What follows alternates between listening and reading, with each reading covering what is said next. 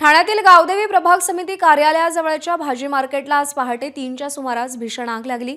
या आगीमध्ये दोघांचा मृत्यू झालाय तर दोघं जखमी झालेत। जखमींवरती कळव्यातील छत्रपती शिवाजी महाराज रुग्णालयात उपचार सुरू आहेत।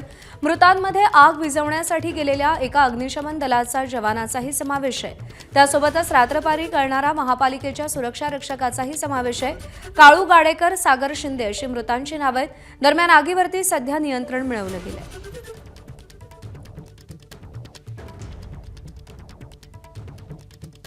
तर ही सध्याची दृश्य आपण पाहतोय, ज्या ठिकाणी आगीचा भडका उडालेला होता तिथे आता सध्या कूलिंग ऑपरेशन सुरू आहे। आग विझवण्यात पूर्णतः यश मिळालेलं आहे, पण या आगीमध्ये दोघांचा दुर्दैवी मृत्यू झालाय। महानगरपालिकेचा सुरक्षा रक्षक काळू गाडेकर यांचा देखील या आगीमध्ये होरपळून मृत्यू झालेला आहे। तर आग विझवण्यासाठी गेलेल्या एका अग्निशमन दलाच्या जवानाचाही समावेश आहे, ज्यांचं नाव सागर शिंदे असेल।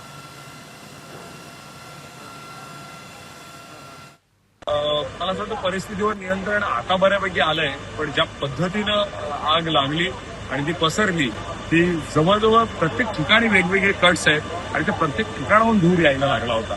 म्हणजे मार्केटमध्ये जवळजवळ 154 गाड्या आहेत, त्याच्यामध्ये वेगवेगळे म्हणजे फक्त भाजी मंडई आता ती नाहीये, वेगवेगळी गाड्या वेगवेगळ्या स्वरूपामध्ये तिथे धंदे चालतात।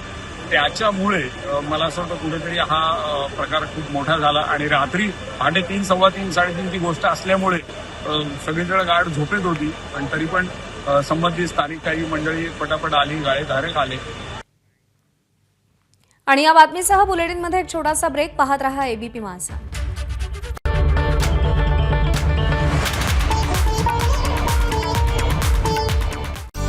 ग्रीन हार्वेस्ट नैसर्गिक पेंडीयुक्त खत, नेचर केअरची युक्ती, रासायनिक खतांपासून मुक्ती। Green harvest.